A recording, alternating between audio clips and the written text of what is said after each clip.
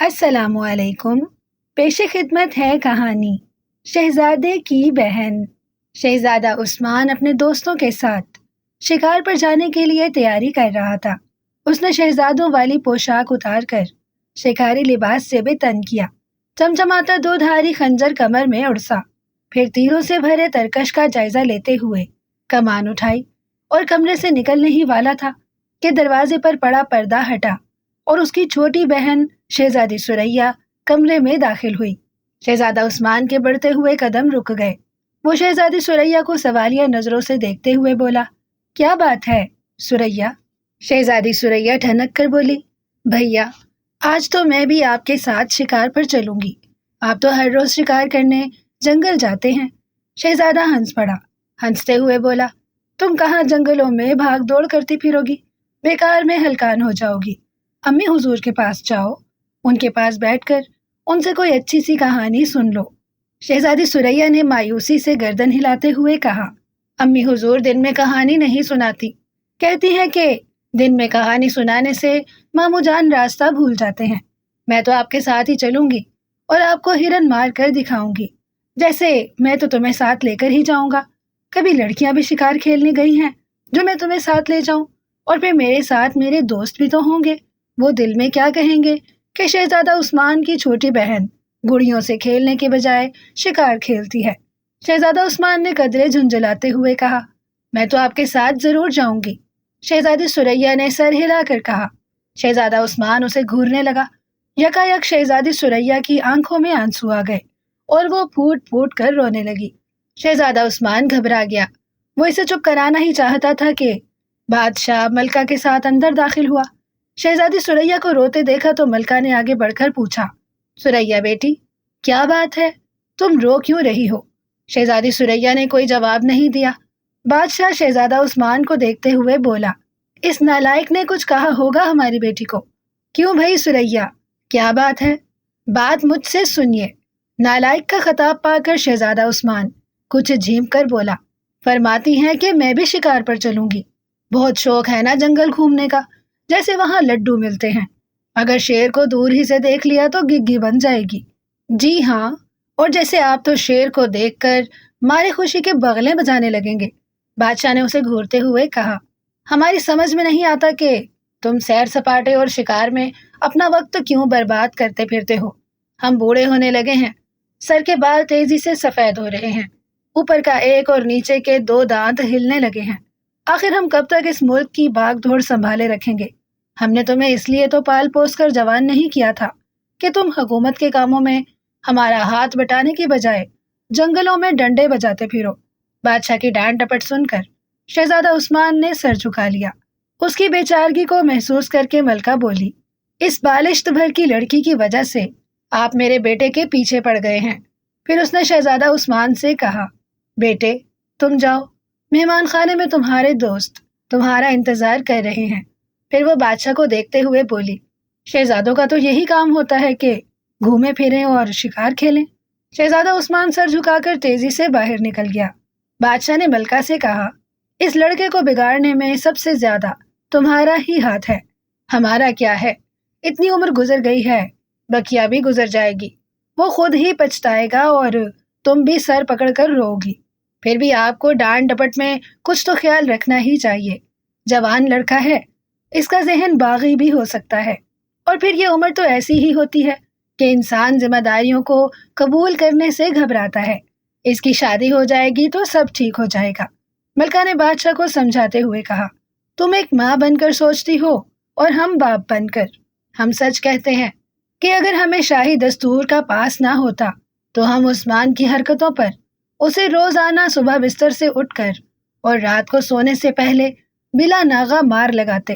مگر ہماری بدقسمتی اور عثمان کی خوش قسمتی ہے کہ دستور میں واضح طور پر لکھا ہوا ہے کہ شہزادوں کی پٹائی نہیں لگائی جا سکتی، چاہے مارنے والا ان کا باپ ہی کیوں نہ ہو۔ اگر آپ کی سختیوں کا یہی عالم رہا تو مجھے یقین ہے کہ عثمان محل چھوڑ کر کہیں چلا جائے گا۔ اس دن مجھ سے کہہ رہا تھا، جب سے میں نے ہوش سنبھالا ہے ابا حضور نے کبھی مجھ سے سیدھے منہ بات تک نہیں کی۔ ملکہ نے خشک لہجے میں کہا، اچھا تو اس نالائق کو ہمارا منہ بھی ٹیڑھا لگتا ہے، آ لینے دو آج اسے۔ بادشاہ گرم ہو کر بولا، ہم اچھی طرح اس کی خبر لیں گے، سمجھ کیا رکھا ہے اس نے ہمیں۔ شہزادی سریا نے اب رونا بند کر دیا اور خاموشی سے ان کی گفتگو سن رہی تھی۔ بادشاہ کی بات سن کر ملکہ نے بڑے غصے سے کہا، اگر آپ کو عثمان سے اتنی ہی نفرت ہے تو میں آج ہی اس سے کہہ دوں گی کہ وہ یہاں سے چلا جائے، اس روز روز کی دانتا کل کل سے تو نجات مل جائے گی۔ یہ کہتے ہوئے ملکہ کی آواز بھرا گئی اور اس کی آنکھوں سے آنسو گرنے لگے۔ بادشاہ چند لمحے تک تو ملکہ کو دیکھتا رہا، پھر نرمی سے بولا، پیاری ملکہ، ہم اس گدھے کے دشمن تو نہیں ہیں، وہ لاپرواہ طبیعت کا لڑکا ہے۔ ہم چاہتے ہیں کہ وہ ہماری ڈانٹ ڈپٹ سے سبق حاصل کرے، اپنی ذمہ داریوں کو سمجھے۔ ہم اتنی بڑی حکومت اسے سونپنا چاہتے ہیں۔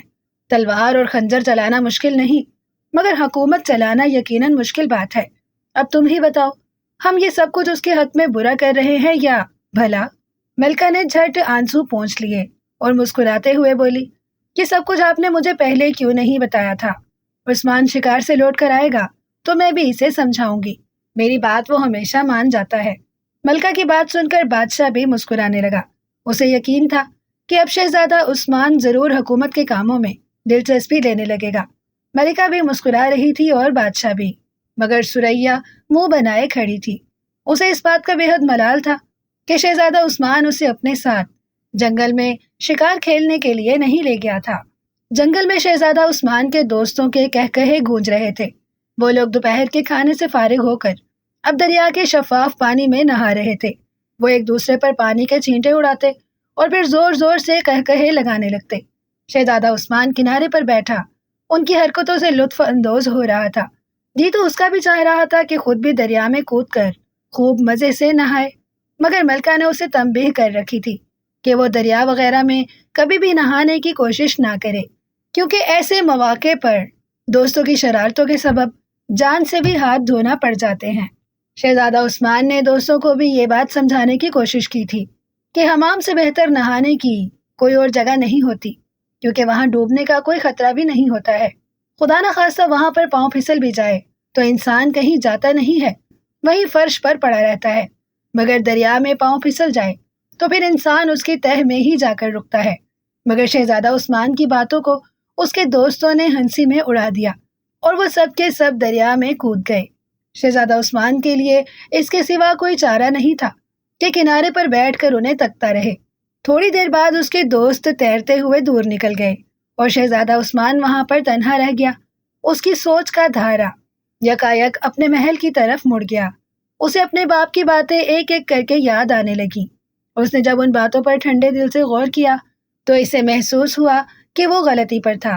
ماں باپ اپنے بچوں کی پرورش اس لیے کرتے ہیں کہ جب وہ بوڑھے ہو جائیں تو ان کی اولاد ان کا سہارا بنے۔ شہزادہ عثمان کو خود سے شرم آنے لگی۔ وہ 22 سال کا ہو چکا تھا۔ اگر وہ چاہتا تو حکومت کے انتظامی معاملات میں اپنے باپ کا ہاتھ بٹا سکتا تھا۔ اس کے باپ نے صحیح معنوں میں اپنی رعایا کی خدمت کی تھی۔ رعایا کی بھلائی اور بہتری کی خاطر نہ اس نے دن دیکھا تھا نہ رات۔ مسلسل کام کی زیادتی یقیناً صحت پر برا اثر ڈالتی ہے۔ اس کا باپ وقت سے پہلے ہی بوڑھا ہونے لگا تھا۔ شہزادہ عثمان نے فیصلہ کر لیا کہ وہ اب یہاں سے سیدھا گھر جائے گا۔ سب سے پہلے اپنے باپ سے اپنے گزشتہ رویے اور لاپرواہیوں کی معافی مانگے گا اور پھر دل و جان سے حکومت کے کاموں میں اپنے باپ کا ہاتھ بٹائے گا۔ ابھی وہ انہی سوچوں میں گم تھا کہ اچانک اس کی نظر سامنے والی جھاڑیوں پر پڑی۔ وہ چونک پڑا۔ جھاڑی میں سے ایک خرگوش نکلا تھا۔ وہ جسامت میں تو عام خرگوشوں ہی جتنا تھا، مگر اس کے جسم پر 7 رنگ کی دھاریاں پڑی تھیں اور گپھے دار دم بے حد خوبصورت تھی۔ اس خرگوش کی آنکھیں سبز تھی اور وہ بے حد خوبصورت دکھائی دے رہا تھا۔ شہزادہ عثمان کی نظروں میں اس کی چھوٹی بہن شہزادی سریا کا چہرہ گھوم گیا۔ اسے احساس تھا کہ وہ اس سے بے حد ناراض ہوگی، کیونکہ وہ اسے اپنے ساتھ جنگل نہیں لایا تھا۔ شہزادہ عثمان نے سوچا کہ اگر وہ اس عجیب و غریب خرگوش کو پکڑ کر محل لے جائے اور اسے سریا کو دے دے تو اس کی ناراضگی ختم ہو سکتی ہے۔ یہ سوچ کر وہ اٹھا اور بڑی احتیاط سے خرگوش کی طرف بڑھنے لگا۔ خرگوش نے اسے اپنی طرف آتے دیکھ لیا تھا، اس لیے وہ شہزادہ عثمان کے قریب پہنچنے سے پہلے ہی بھاگ گیا اور کہیں دور جا کر رک گیا۔ شہزادہ عثمان چاہتا تو تیر کی مدد سے اسے زخمی کر کے پکڑ بھی سکتا تھا، مگر وہ اتنے خوبصورت خرگوش کو صحیح سلامت ہی پکڑنا چاہتا تھا۔ وہ خرگوش بے حد چالاک تھا۔ جب وہ یہ دیکھتا کہ شہزادہ عثمان اس کے قریب آن پہنچا ہے تو زکند بھر کر اپنے اور شہزادہ عثمان کے درمیان پھر فاصلہ پیدا کر لیتا۔ آخر یہ بھاگ دوڑ کافی دیر تک جاری رہی۔ خرگوش تو ہاتھ نہیں آیا، مگر شام ضرور سر پر آ گئی۔ اس عجیب و غریب خرگوش کے پیچھے بھاگتے ہوئے شہزادہ عثمان کو وقت گزرنے کا احساس ہی نہیں ہوا تھا۔ اب جو اس نے دیکھا کہ رات ہونے والی ہے تو وہ بے حد گھبرایا۔ خرگوش کے پیچھے بھاگتے بھاگتے وہ کافی دور نکل آیا تھا، اور چونکہ اس کا دھیان خرگوش کی طرف ہی لگا ہوا تھا اس لیے وہ راستے کا خیال بھی نہیں رکھ سکا تھا۔ وہ یہ سوچ سوچ کر پریشان ہونے لگا کہ اب وہ محل کس طرح پہنچے گا۔ اس کی گمشدگی سے اس کے دوست یقیناً گھبرا گئے ہوں گے۔ غرض کے یہی کچھ سوچتے سوچتے وہ آگے بڑھا۔ رنگین دھاری دار خرگوش جانے کہاں جھاڑیوں میں روپوش ہو چکا تھا، اور شہزادہ عثمان اس گھڑی کو کوس رہا تھا جب اس کی نظر اس منحوس خرگوش پر پڑی تھی، اور اسے پکڑنے کی خواہش اس کے دل میں پیدا ہوئی تھی۔ بھاگ دوڑ کرنے کی وجہ سے اب اسے بھوک کا بھی احساس ہونے لگا تھا۔ وہ بے بسی سے اپنے چاروں طرف دیکھنے لگا، اور پھر اچانک ہی اس کی نظریں ایک جگہ پر ٹھہر گئیں۔ درختوں کے جھنڈ میں اسے ایک نہایت عالیشان محل کی جھلک نظر آئی۔ وہ محل کی طرف جانے کا ارادہ کر ہی رہا تھا کہ اچانک ایک درخت کے پیچھے سے وہی دھاری دار خرگوش برآمد ہوا، اور شہزادہ عثمان کے پاس آ کر بولا، جناب شہزادے صاحب، میری مالکن حسن آرا آپ کو یاد فرما رہی ہیں۔ شہزادہ عثمان خرگوش کو دیکھتے ہی آگ بگولا ہو گیا تھا، مگر اسے انسانوں کی طرح گفتگو کرتا دیکھ کر اس کا غصہ حیرت میں تبدیل ہو گیا۔ اس نے حیرانی سے کہا، میں تو تمہیں ایک بدمعاش خرگوش سمجھ رہا تھا، کیونکہ تم ہی مجھے اس مصیبت میں پھنسانے کے ذمہ دار ہو، مگر اب تمہیں انسانوں کی طرح بولتا ہوا دیکھ کر بے حد حیران ہوں۔ یہ کیا ماجرا ہے؟ میں تمہیں کیا سمجھوں؟ آپ مجھے کچھ بھی سمجھیں، میری صحت پر اس کا کوئی اثر نہیں پڑے گا۔ میں اپنی بات پھر دہراتا ہوں کہ آپ کو حسن آرا یاد فرما رہی ہیں۔ میرے پیچھے پیچھے چلے آئیے۔ شہزادہ سمجھ گیا کہ یہ سب جادو کا چکر ہے۔ یہ خرگوش ضرور کوئی انسان ہے، اور کسی جادوگر نے اسے خرگوش بنا دیا ہے، اور حسن آرا یقیناً کوئی حسین سی شہزادی ہوگی جو جادوگر کی قید میں ہوگی۔ اس نے کسی سے سن رکھا تھا کہ جادوگر انسانوں کے سر میں جادو کی کیل گاڑ کر انہیں جانور اور پرندے بنا دیتے ہیں۔ اس نے آگے بڑھ کر جھپٹ کر خرگوش کو پکڑ لیا اور اس کے سر کو ٹٹول کر جادو کی کیل ڈھونڈنے کی کوشش کرنے لگا۔ خرگوش پہلے تو شہزادہ عثمان کی اس حرکت پر سٹ آیا، پھر برا مان کر بولا، آپ 1000 کوشش کر لیں، میرے سر میں آپ کو ایک جوں بھی نہیں ملے گی۔ اس کی بات سن کر شہزادہ عثمان جھلا گیا، غصے میں بھر کر بولا، تم سخت نامعقول خرگوش ہو۔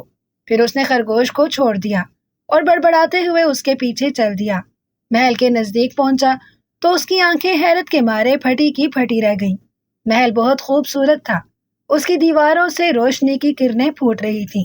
وہ دونوں جیسے ہی صدر دروازے سے گزرے، شہزادہ عثمان پر پھولوں کی بارش ہونے لگی۔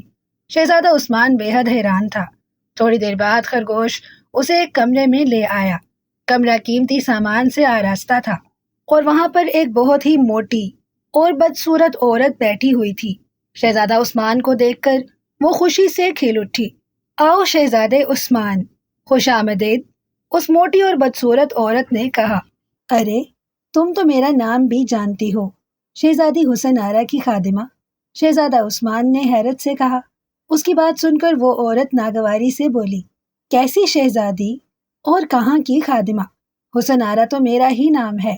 میں نے ہی یہ عجیب و غریب خرگوش تمہارے پاس بھیجا تھا تاکہ تم اس کے پیچھے پیچھے میرے محل تک آ جاؤ۔ شہزادہ عثمان شرمسار سا ہو کر بولا، معاف کرنا خالہ، مجھے غلط فہمی ہو گئی تھی۔ حسن آرا بھننا کر بولی، یہ تم نے خالہ والا کی کیا رٹ لگا رکھی ہے؟ میں نے تمہیں اس لیے یہاں بلایا ہے تاکہ تم سے شادی کر سکوں۔ شادی؟ شہزادہ عثمان نے چلا کر کہا، بھلا تم نے یہ کیسے سمجھ لیا تھا کہ میں ایک جادوگرنی سے شادی کرنے پر راضی ہو جاؤں گا؟ تمہارا تو باپ بھی راضی ہوگا، موٹی اور بدصورت جادوگرنی۔ حسن آرا غصے سے دھاڑ کر بولی۔ اس کی آنکھیں شعلے برسانے لگی تھی، کیونکہ شہزادہ عثمان کی باتوں نے اسے سخت ناراض کر دیا تھا۔ ہاں یہ ٹھیک ہے، ابا حضور شاید راضی ہو جائیں، میں انہیں جا کر یہاں بھیج دیتا ہوں۔ شہزادہ عثمان نے بڑے اطمینان سے کہا اور دروازے کی طرف بڑھا۔ جادوگرنی نے جلدی سے کوئی منتر پڑھ کر اس کی طرف پھونک ماری اور شہزادہ عثمان آدھا پتھر کا بن گیا۔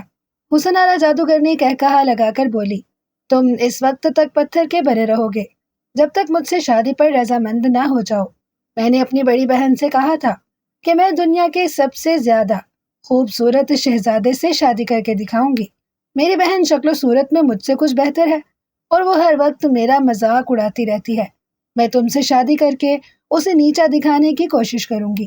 میں نے بڑی مشکلوں سے تمہارا پتہ لگایا تھا، مگر اب تم ہی کہتے ہو کہ تم مجھ سے شادی نہیں کر سکتے۔ شہزادہ عثمان نفرت بھرے لہجے میں بولا، دنیا ادھر سے ادھر ہو جائے مگر میں اپنی بات پر اڑا رہوں گا۔ میں بھی دیکھوں گی کہ تم میں یہ دم خم کب تک باقی رہے گا۔ 2 ہی دن بعد تم میرے سامنے گڑ گڑانے لگو گے۔ حسن آرا جادوگرنی ہنس کر بولی اور کمرے سے چلی گئی۔ خرگوش ابھی تک کمرے میں موجود تھا۔ اسے دیکھ کر شہزادہ عثمان نے غصے سے کہا، تم سے بڑا گدھا آج تک میری نظروں سے نہیں گزرا ہے۔ تم نے ہی مجھے اس مصیبت میں پھنسایا ہے۔ خرگوش کی آنکھوں میں آنسو آ گئے۔ اس نے بھرائی ہوئی آواز میں کہا، شہزادہ عثمان، تم نے مجھے گدھا کہہ کر مجھے میرا ماضی یاد دلا دیا ہے۔ اچھا، تو کیا تم پہلے گدھے تھے؟ شہزادہ عثمان نے حیرت سے پلکیں جھپکا کر کہا، خیر یہ بات تو نہیں ہے۔ سچ مچ کا گدھا تو اللہ کسی دشمن کو بھی نہ بنائے۔ بات دراصل یہ ہے کہ آج سے 2 ماہ پہلے میں ایک لڑکا ہی تھا۔ میری ماں کا انتقال بچپن میں ہو گیا تھا۔ میرے ابا کی شہر میں دوائیوں کی دکان تھی۔ روزانہ سینکڑوں مریض ان کے پاس دوائی لینے کی غرض سے آتے تھے۔ میں اپنے ابا کا ہاتھ بٹانے کے لیے دکان پر ہی بیٹھتا تھا۔ میں نسخہ دیکھ کر دوائیاں بنانا بھی سیکھ گیا تھا۔ ایک روز میرے ہاتھوں سے ایک شیشے کا مرتبان چھوٹ کر زمین پر گر پڑا اور ٹوٹ گیا۔ والد صاحب قریب ہی بیٹھے تھے۔ پہلے تو انہوں نے مجھے خشمگین نگاہوں سے دیکھا مگر نہایت سخت لہجے میں بولے، گدھا کہیں کا۔ گدھے کے بارے میں میری رائے شروع ہی سے اچھی نہیں ہے، لہٰذا ابا جان کے منہ سے اپنے لیے گدھے کا لفظ سن کر میرا دل غم سے اور آنکھیں آنسوؤں سے بھر گئیں۔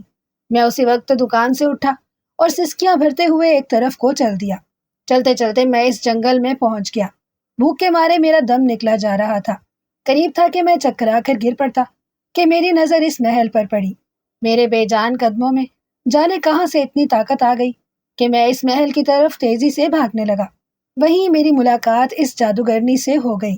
قصہ مختصر یہ کہ مجھے حسن آرا جادوگرنی نے کھانا دیا، مگر یہ بہت مکار عورت ہے۔ کھانے کے بعد اس نے مجھے سلا دیا۔ صبح جب میری آنکھ کھلی تو میں خرگوش بنا بستر پر انگڑائیاں لے رہا تھا۔ وہ دن اور آج کا دن میں اب اسی جادوگرنی کے پاس رہ رہا ہوں۔ میں ہر وقت اس کی خدمت میں لگا رہتا ہوں تاکہ وہ خوش ہو کر مجھے پھر سے لڑکا بنا دے۔ اپنی کہانی سنا کر خرگوش خاموش ہو گیا۔ شہزادہ عثمان کچھ سوچنے لگا، پھر اس نے کہا، اب کوئی ایسی تجویز نکالو کہ اس جادوگرنی کے چنگل سے نجات ملے۔ میں تو اس حرافہ پر بہت سارے حربے آزما چکا ہوں۔ چونکہ مجھے تمام جڑی بوٹیوں سے واقفیت ہے، اس لیے میں نے جنگل سے مختلف زہریلی جڑی بوٹیاں مختلف کھانوں میں ملا کر اسے کھلائیں، مگر اس پر کوئی اثر نہیں ہوتا۔ یہ تو خیر میں نے بھی بچپن میں کہانیوں میں سنا تھا کہ جادوگر اپنی جان کسی چیز میں بند کر کے رکھتے ہیں تاکہ انہیں کوئی مار نہ سکے۔ تم ہی اس کا پتہ چلاؤ کہ اس کی جان کس چیز میں بند ہے۔ شہزادہ عثمان خرگوش سے بولا، میں نے تو بہت کوششیں کر کے دیکھ لی ہیں مگر سوائے ناکامی کے کچھ ہاتھ نہیں لگا۔ خرگوش نے بڑی اداسی سے کہا۔ شہزادہ عثمان کا چہرہ بجھ سا گیا، تو کیا پھر ہم ساری زندگی اس منحوس جادوگرنی کے پاس گزار دیں گے؟ اس نے کہا، میں تو خود تمہاری طرح بے بس ہوں۔ خرگوش نے بے چارگی سے جواب دیا، میرے اچانک غائب ہو جانے سے محل میں کوہرام مچ گیا ہوگا۔ میری امی حضور اور ابا حضور کو کیا پتا کہ میں یہاں کس مصیبت میں گرفتار ہوں۔ ابا حضور تو خیر یہی سمجھ رہے ہوں گے کہ میں کہیں گھومنے پھرنے نکل گیا ہوں گا، اس لیے وہ پریشان کم اور ناراض زیادہ ہو رہے ہوں گے، مگر میری امی حضور کا دل بہت چھوٹا ہے، انہیں تو ہول پر ہول آ رہے ہوں گے، اور میری چھوٹی بہن سریا نے تو رو رو کر آنکھیں سجا لی ہوں گی۔ حالانکہ وہ مجھ سے روٹھ گئی تھی، مگر میں جانتا ہوں کہ وہ مجھ سے کس قدر محبت کرتی ہے۔ میں تمہاری اتنی مدد تو کر سکتا ہوں کہ محل جا کر اس حادثے کی خبر بادشاہ سلامت کو دے دوں۔ خرگوش جو کہ اصل میں ایک لڑکا تھا اور جس کا نام فرید تھا، شہزادہ عثمان سے بولا۔ شہزادہ عثمان کے چہرے پر سوچ کی لکیریں ابھر آئیں۔ اس نے تھوڑی دیر بعد کہا، نہیں بھائی، یہ مناسب نہیں ہوگا کہ میری مصیبت کا حال میرے امی حضور اور میرے ابا حضور کو پتہ چلے۔ تم اتنی مہربانی کرو کہ یہ سب واقعات میری بہن سریا کو بتا دو۔ اس سے یہ بھی کہہ دینا کہ وہ میرے دوست احسن کے پاس جائے اور اسے میری مدد کے لیے آمادہ کرے۔ فرید نے اپنا ننھا منا سر ہلا کر اس بات پر رضامندی کا اظہار کر دیا۔ تھوڑی دیر ہی گزری تھی کہ اس کے کانوں میں جادوگرنی کے قدموں کی چاپ سنائی دی۔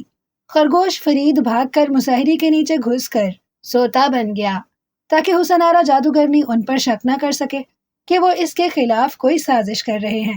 حسن آرا جادوگرنی کمرے میں داخل ہوئی۔ اس نے کمرے میں ادھر ادھر نظر دوڑائی۔ خرگوش فرید کی تھوڑی سی دم نظر آ رہی تھی۔ جادوگرنی نے اس کی دم پکڑ کر اسے باہر گھسیٹ لیا اور اس سے بولی، بس تم نے بہت عیش کر لیے۔ میری بڑی بہن جو کہ پرستان میں رہائش پذیر ہے، کل اس کے چھوٹے بچے کی سالگرہ منائی جا رہی ہے۔ میں نے فیصلہ کیا ہے کہ تم جیسے عجیب و غریب خرگوش کو اپنے بھانجے کو تحفے میں دے دوں۔ میری بہن کی خادمہ مجھے سالگرہ کی دعوت دینے آئی ہے۔ یہ کہہ کر حسن آرا جادوگرنی نے فرید کو اپنے ہاتھوں میں اٹھا لیا اور کمرے سے باہر نکل گئی۔ فرید کے یوں یکایک جانے سے شہزادہ عثمان پریشان ہو گیا۔ اب ساری زندگی کسی کو پتہ نہیں چل سکتا تھا کہ وہ کہاں ہے۔ جادوگرنی کمرے سے باہر نکل گئی تو وہاں 14-15 سال کی ایک خوبصورت پری اس کی منتظر تھی۔ اس پری کا نام حسینہ پری تھا اور وہ حسن آرا جادوگرنی کی بڑی بہن کی خادمہ تھی۔ جادوگرنی نے فرید کو اس کے حوالے کرتے ہوئے کہا، اس حیرت انگیز اور انوکھے خرگوش کو میری طرف سے میرے بھانجے کو دے دینا اور میری بہن سے کہہ دینا کہ میں بہت جلد اس سے ملنے کے لیے اس کے پاس آؤں گی۔ سالگرہ کے موقع پر یوں نہیں آ سکتی کہ فی الحال میں بہت مصروف ہوں، سر کھجانے کی فرصت نہیں ملتی۔ آپ تو بہت امیر معلوم دیتی ہیں، سر کھجانے کے لیے کوئی ملازمہ کیوں نہیں رکھ لیتی؟ حسینہ پری نے اس سے فرید کو اپنے ہاتھوں میں لیتے ہوئے کہا، میری بہن بھی بہت بے وقوف ہے۔ اس نے ایک ایسی کوڑ مغز خادمہ کا انتخاب کیا ہے جو محاوروں تک کے مفہوم سے ناواقف ہے۔ حسن آرا نے منہ بنا کر کہا۔ حسینہ پری کچھ شرمندہ سی ہو گئی تھی۔ اس نے مزید کچھ اور کہا اور چپ چاپ مڑ کر باہر کی جانب چل دی۔ جادوگرنی کے محل سے باہر نکلتے ہی اس کے خوبصورت پروں نے حرکت کی اور پھر وہ فضا میں بلند ہوتی چلی گئی۔ اس نے فرید کو دونوں ہاتھوں میں مضبوطی سے پکڑا ہوا تھا اور اس کا رخ پرستان کی طرف تھا۔ حسینہ پری تھوڑی ہی دور گئی تھی کہ اچانک اس کے سر میں شدید درد ہونے لگا۔ وہ دوبارہ زمین پر اتر آئی اور فرید کو زمین پر رکھ کر دونوں ہاتھوں سے سر کو دبا کر کراہنے لگی۔ اچھی پری، کیا بات ہے؟ فرید نے ہمدردی سے پوچھا۔ اس کو بولتا دیکھ کر حسینہ پری اپنا درد بھول گئی اور حیرت بھری نظروں سے اسے دیکھنے لگی۔ اس کو حیرت زدہ پا کر فرید نے اس کو اپنی کہانی سنا دی۔ حسینہ پری بولی، یہ حسن آرا جادوگرنی تو بہت خراب عورت ہے، بے گناہ لوگوں کو خواہ تنگ کرتی ہے۔ اس کی بڑی بہن بے حد مہربان اور خوش اخلاق عورت ہے۔ اس کی شادی وہاں کے ایک مشہور تاجر سے ہو گئی ہے اور وہ اپنے بچے اور شوہر کے ساتھ نہایت خوش و خرم زندگی گزار رہی ہے۔ باتوں کے دوران حسینہ پری کو سر کا درد کچھ زیادہ محسوس نہیں ہو رہا تھا، مگر جب وہ دونوں خاموش ہوئے تو دوبارہ سر میں تکلیف محسوس ہونے لگی۔ اس نے فرید سے کہا، میں تو اس سر درد کی وجہ سے عاجز آ گئی ہوں۔ میں نے اس کے لیے ہزارہا علاج کر ڈالے ہیں، مگر اس مرض سے چھٹکارا حاصل نہیں کر سکتی ہوں۔ یہ یکایک اٹھتا ہے اور گھنٹوں رہتا ہے۔ فرید اس کی بات سن کر بولا، میرے ابا طبیب ہیں، پورے شہر میں ان جیسا کوئی دوسرا طبیب نہیں ملے گا۔ ان کے پاس اس مرض کی دوا ہے۔ اگر میں اپنی اصلی شکل میں ہوتا تو ضرور آپ کی مدد کرتا۔ حسینہ پری مایوسی سے بولی، تمہیں تو حسن آرا جادوگرنی ہی اپنی اصل شکل میں لا سکتی ہے۔ فرید نے کہا، میرے خیال میں آپ یہیں کچھ دور تک بیٹھ کر آرام کریں، میں شہزادہ عثمان کی بہن کو سب کچھ بتا کر آ جاتا ہوں۔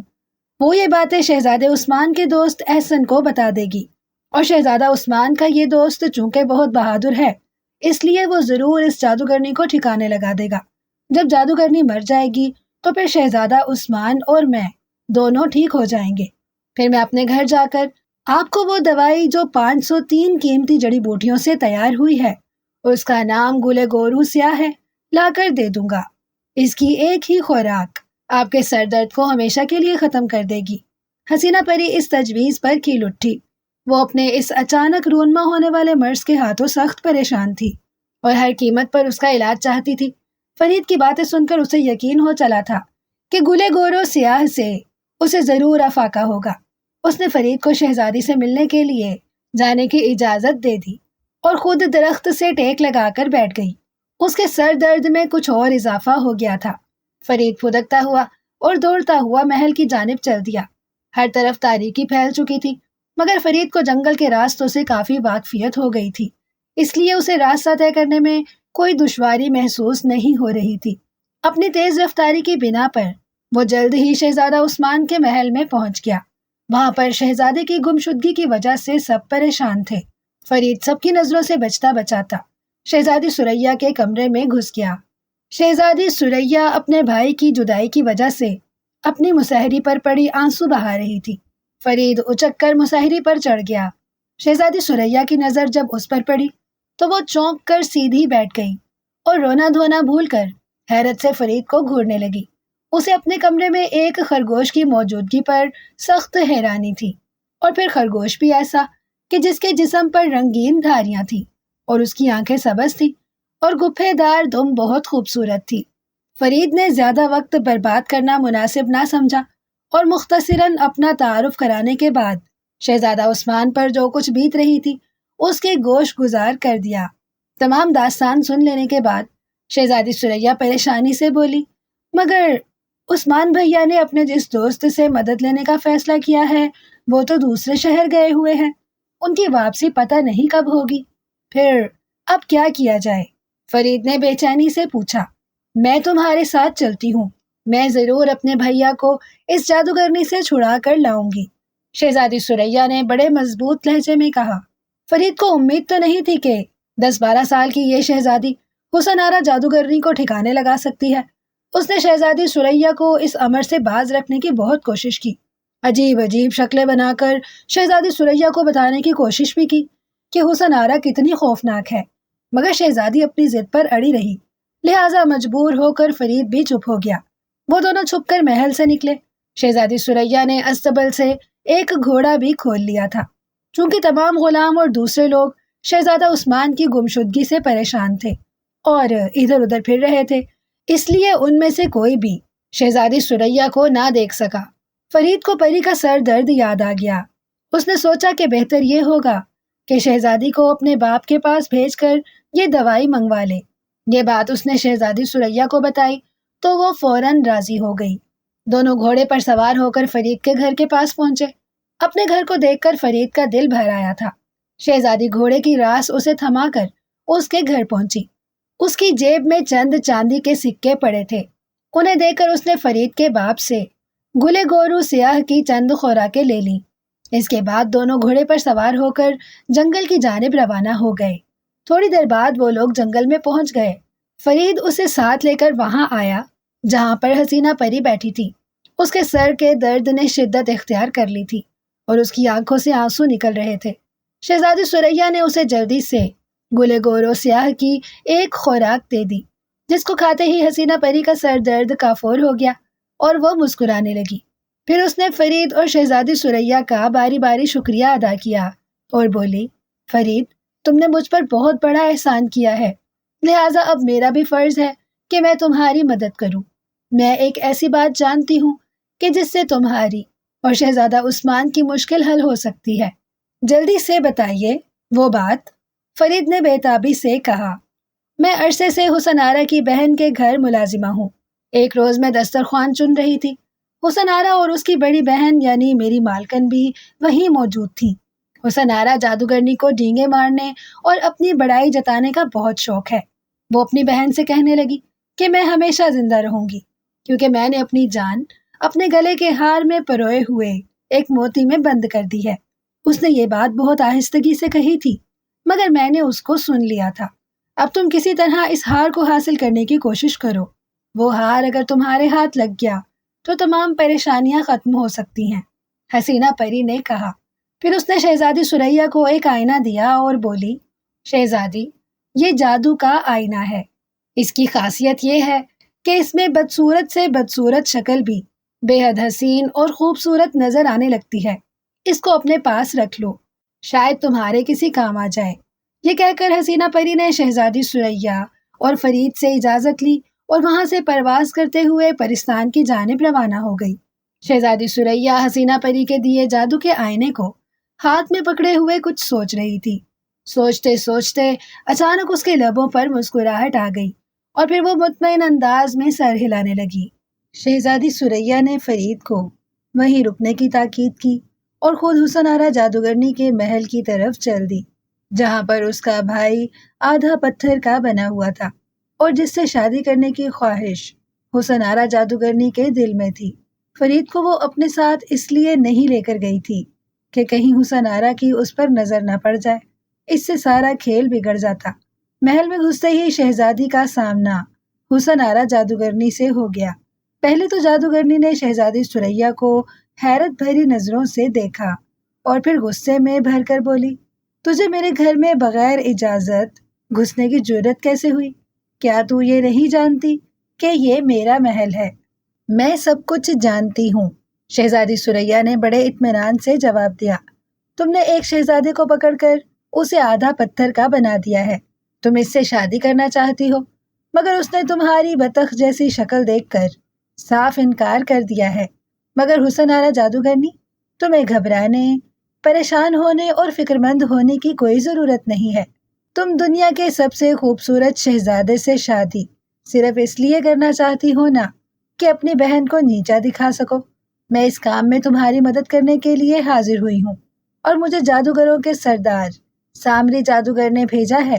حسن آرا جادوگرنی جو شہزادی ثریا کی باتیں بڑی حیرت سے سن رہی تھی، سامری جادوگر کے نام پر اچھل پڑی۔ اگر سامری جادوگر میری مدد پر آمادہ ہو گیا ہے تو میں ضرور اپنے مقصد میں کامیاب ہو جاؤں گی، اس نے خوشی سے کہا۔ سامری جادوگر نے میرے لیے کیا پیغام بھیجا ہے؟ بات دراصل یہ ہے کہ سامری جادوگر بلا ضرورت کسی کی مدد نہیں کرتا۔ اس کے پاس ایک بہت ہی خوبصورت لوٹن کبوتر ہے۔ اس نے چند دنوں سے دانا کھانا اور پانی پینا چھوڑ دیا ہے، بس ہر وقت کسی سوچ میں گم رہتا ہے۔ سامری جادوگر کو اپنے اس کبوتر سے بہت پیار ہے۔ اس نے اپنے جادو سے پتہ لگایا ہے کہ اگر کبوتر کی چونچ کو تمہارے گلے میں پڑے ہوئے ہار سے لگا دیا جائے تو کبوتر کی تمام اداسی لمحہ بھر میں ختم ہو جائے گی اور وہ بالکل ٹھیک ہو جائے گا۔ سامری جادوگر کو یہ بھی معلوم ہے کہ تم شہزادہ عثمان سے شادی کی خواہش مند ہو، لہٰذا اگر سامری جادوگر کی مدد پر تم آمادہ ہو جاؤ تو وہ بھی تمہاری مدد کر سکتا ہے۔ نہیں بھائی، میں اس سودے پر تیار نہیں ہوں، حسن آرا جادوگرنی بولی۔ اس ہار کو میں اپنی جان سے زیادہ عزیز رکھتی ہوں۔ تم شاید اس بات سے خوف زدہ ہو کہ سامری جادوگر کہیں اس ہار کو تباہ کر کے تمہیں موت کے گھاٹ نہ اتار دے، کیونکہ اس ہار کے ایک موتی میں تمہاری جان بند ہے۔ ارے تم سب باتوں کو جانتی ہو، حسن آرا جادوگرنی تعجب سے بولی۔ اس بات کو تو میں نے راز میں رکھا تھا اور سوائے میری بہن کے کوئی بھی اس راز سے واقف نہیں تھا۔ سامری جادوگر اپنے جادو سے تمام باتیں معلوم کر لیتا ہے، پھر تمہیں مار کر اسے دھیلے بھر کا بھی فائدہ نہیں ہوگا، اور تم تو یہ جانتی ہوگی کہ بغیر فائدے کے وہ کوئی کام نہیں کرتا۔ تمہیں مار کر بھلا اسے کیا ملے گا؟ یہ بات جادوگرنی کی سمجھ میں آ گئی۔ وہ بولی، ٹھیک ہے، میں تمہیں اپنا یہ ہار دینے کو تیار ہوں، مگر سامری جادوگر سے کہنا کہ وہ اسے جلد ہی واپس کر دے۔ لیکن سامری جادوگر میری شادی شہزادہ عثمان سے کس طرح کروائے گا؟ اس نے مجھے ایک جادو بتایا ہے جس سے تمہاری شکل و صورت انتہائی حسین و جمیل ہو جائے گی۔ تم مجھے ہار دے دو، میں تمہاری شکل تبدیل کر دوں گی۔ تمہارے خوبصورت چہرے کو دیکھ کر شہزادہ عثمان تم سے فوراً شادی کرنے پر رضامند ہو جائے گا۔ حسن آرا جادوگرنی نے جھٹ اپنے گلے سے وہ ہار اتار کر شہزادی ثریا کے حوالے کر دیا، جس کے ایک موتی میں اس نے اپنی جان بند کر رکھی تھی۔ شہزادی ثریا نے حسینہ پری کا دیا ہوا جادو کا آئینہ نکالا، جس میں بدصورت سے بدصورت شکلیں بھی انتہائی خوبصورت نظر آنے لگتی تھیں۔ پھر اس نے یوں ہی منہ میں کچھ بڑبڑا کر حسن آرا جادوگرنی کے چہرے پر 2-4 پھونکے ماری اور آئینہ اس کے چہرے کے آگے کر کے بولی، لو خود ہی دیکھ لو، تمہاری شکل بالکل شہزادیوں کی طرح ہو گئی ہے۔ جادوگرنی نے آئینے میں دیکھا اور پھر خوشی اور مسرت سے اس کے منہ سے ایک ہلکی سی چیخ نکل گئی۔ آئینے میں ایک بدصورت جادوگرنی کی بجائے ایک نہایت حسین و جمیل لڑکی کی صورت نظر آ رہی تھی۔ جادوگرنی بے حد خوش تھی۔ اس نے جلدی سے ثریا کو رخصت کر دیا اور شہزادے عثمان کے کمرے کی طرف دوڑی۔ وہ اسے بتانا چاہتی تھی کہ وہ کس قدر حسین ہو گئی ہے۔ اسے کیا پتا تھا کہ وہ پہلے ہی جیسی ہے۔ جب وہ شہزادہ عثمان کے پاس پہنچی تو وہ سو رہا تھا۔ جب وہ حسن آرا جادوگرنی کی کئی آوازوں پر بھی نہیں اٹھا تو وہ وہاں سے چلی آئی۔ رات زیادہ ہو گئی تھی۔ وہ بھی اپنے بستر پر لیٹ گئی، مگر مارے خوشی کے نیند اس کی آنکھوں سے کوسوں دور تھی۔ جب باوجود کوشش کے بھی وہ سو نہ سکی تو بستر سے اٹھ کر محل سے باہر نکل آئی تاکہ چاندنی رات میں جنگل کی سیر کرے۔ ادھر شہزادی ثریا بھاگم بھاگ فرید کے پاس پہنچی جو ایک درخت کے نیچے بیٹھا اونگ رہا تھا۔ اس نے فرید کو جلدی جلدی جادوگرنی سے ہونے والی ملاقات کا حال بتایا۔ فرید شہزادی ثریا کی ذہانت سے بے حد خوش ہوا، جس نے ایک فرضی کہانی سنا کر اس چالاک جادوگرنی کو بڑی آسانی سے بے وقوف بنا دیا تھا۔ شہزادی 2 پتھر ڈھونڈ کر لائی تھی۔ اس کا ارادہ تھا کہ وہ ہار کے تمام موتیوں کو پتھروں کی مدد سے کچل دے گی۔ اس نے ہار کے تمام موتیوں کو علیحدہ کر لیا اور انہیں ایک ایک کر کے توڑنے لگی۔ فرید اسے بڑی دلچسپی سے دیکھ رہا تھا۔ اچانک شہزادی ثریا فرید کی آواز سن کر چونک گئی۔ وہ شہزادی کو پیچھے کی طرف متوجہ کر رہا تھا۔ شہزادی نے گھوم کر دیکھا۔ چاند کی ہلکی روشنی میں ایک سایہ ان کی طرف پڑ رہا تھا۔ شہزادی ثریا پہلے ہی نظر میں تاڑ گئی کہ یہ وہی جادوگرنی ہے جس نے اس کے بھائی کو پتھر کا بنا دیا ہے۔ وہ فرید کو لے کر جھاڑیوں میں گھس گئی اور سرگوشی کے انداز میں فرید سے بولی، یہ جادوگرنی رات کو جنگل میں کیا لینے آئی ہے؟ شاید اسے خوشی کے مارے نیند نہیں آ رہی ہوگی۔ فرید نے ہلکے سے جواب دیا۔ شہزادی کچھ نہ بولی۔ تھوڑی دیر بعد جادوگرنی ان کے سامنے سے گزری۔ دونوں نے اپنے سانس تک روک لیے تھے تاکہ جادوگرنی ان کی موجودگی سے باخبر نہ ہو جائے۔ جب جادوگرنی ان سے کچھ دور پہنچ گئی تو شہزادی ثریا نے کہا، یہ جانے کب تک جنگل میں چکراتی پھرے گی؟ ہم اس کے محل میں ہی چلتے ہیں۔ وہاں پر اطمینان سے تمام موتیوں کو توڑیں گے، کیونکہ ہمیں یہ تو پتہ ہی نہیں کہ اس کی جان کون سے موتی میں ہے۔ پھر وہ اور فرید تیزی سے جادوگرنی کے محل کی طرف چل دیے۔ فرید شہزادی کو اس کمرے میں لایا جہاں پر شہزادہ موجود تھا۔ اپنے بھائی کو آدھا پتھر کا بنا دیکھ کر شہزادی ثریا کی آنکھوں میں آنسو آ گئے۔ وہ اس سے لپٹ کر زاروں کی طرح رونے لگی۔ شہزادہ عثمان کی آنکھ کھل گئی۔ اس نے جو اپنی بہن کو وہاں پر دیکھا تو اسے بے حد حیرت ہوئی۔ شہزادی نے مختصراً اسے تمام باتیں بتا دیں۔ اس عرصے میں فرید دروازے میں کھڑا ہو گیا تھا تاکہ اگر حسن آرا جادوگرنی وہاں پر آ بھی جائے تو وہ جلدی سے اس کی اطلاع شہزادی ثریا کو دے دے۔ شہزادی ثریا کی بات ختم ہوئی تو اچانک فرید جلدی سے اس کے پاس آیا اور بولا، شہزادی، آپ نے باتوں میں بہت سا وقت ضائع کر دیا ہے۔ وہ جادوگرنی محل میں داخل ہو چکی ہے اور میرا خیال ہے کہ وہ اب یہاں پر ہی آئے گی۔ یہ سن کر شہزادی کچھ پریشان سی ہو گئی۔ اس نے جلدی جلدی موتیوں کو دیوار پر مارنا شروع کر دیا۔ موتی دیوار سے ٹکراتے ہی ننھی منی کرچیوں میں تبدیل ہو جاتے۔ پھر شہزادی کے ہاتھ میں صرف ایک ہی موتی رہ گیا تھا جو یقیناً وہی موتی تھا جس میں حسن آرا جادوگرنی کی جان بند تھی۔ ابھی شہزادی ثریا نے اسے پھینکنے کے لیے اپنا ہاتھ بلند کیا ہی تھا کہ جادوگرنی کمرے کے دروازے پر آن پہنچی۔ وہ شہزادی ثریا کو وہاں دیکھ کر بہت حیران ہوئی۔ اس نے کچھ کہنے کے لیے منہ کھولا ہی تھا کہ شہزادی ثریا نے اس آخری موتی کو بھی دیوار پر دے مارا۔ دیوار سے ٹکراتے ہی موتی سینکڑوں ٹکڑوں میں تقسیم ہو گیا۔ اس کے ٹوٹتے ہی حسن آرا جادوگرنی کے منہ سے ایک نہایت ہی بھیانک چیخ نکلی اور وہ زمین پر گر کر اسی وقت مر گئی۔ اس کے مرتے ہی فضا میں چیخوں اور کراہوں کی آوازیں گونجنے لگی۔ دور کہیں زور سے بادلوں کے گرجنے کی آوازیں آئیں اور پھر لمحہ بھر میں وہ محل بھک سے اڑ گیا۔ شہزادہ عثمان اور فرید اپنی اصلی حالت میں آ گئے تھے۔ شہزادی انہیں مسکراتے ہوئے دیکھنے لگی۔ محل تو چونکہ غائب ہو گیا تھا، اس لیے اب وہ لوگ جنگل میں کھڑے تھے۔ ان کے قریب ہی جادوگرنی کی لاش پڑی تھی۔ شہزادہ عثمان بولا، ثریا بہن، میں تو تمہیں نہایت ڈرپوک سمجھتا تھا، مگر تم تو بہت باہمت نکلی۔ صبح تو میں تمہیں اپنے ساتھ شکار پر نہیں لایا تھا، مگر اب تم جی بھر کر شکار کھیل سکتی ہو، اور اس بات کا خیال رکھیے گا کہ اندھیرے میں شکار صرف بلی ہی کرتی ہے۔ فرید ہنس کر بولا۔ اس کی بات پر شہزادہ عثمان اور شہزادی ثریا بھی ہنس پڑے۔ شہزادی نے درخت سے اپنا گھوڑا کھولا اور وہ تینوں محل کی طرف چل دیے۔ محل پہنچے تو تمام لوگ شہزادہ عثمان کو دیکھ کر حیرت زدہ رہ گئے۔ شہزادہ عثمان نے بادشاہ اور ملکہ کو تمام کہانی سنا دی۔ شہزادی ثریا اور فرید کو بہت شاباش ملی۔ بادشاہ نے فرید کو بہت سا انعام و اکرام دے کر رخصت کیا۔ اس روز کے بعد شہزادہ عثمان کا دل شکار سے اچاٹ ہو گیا۔ وہ حکومت کے کاموں میں بادشاہ کا ہاتھ بٹانے لگا۔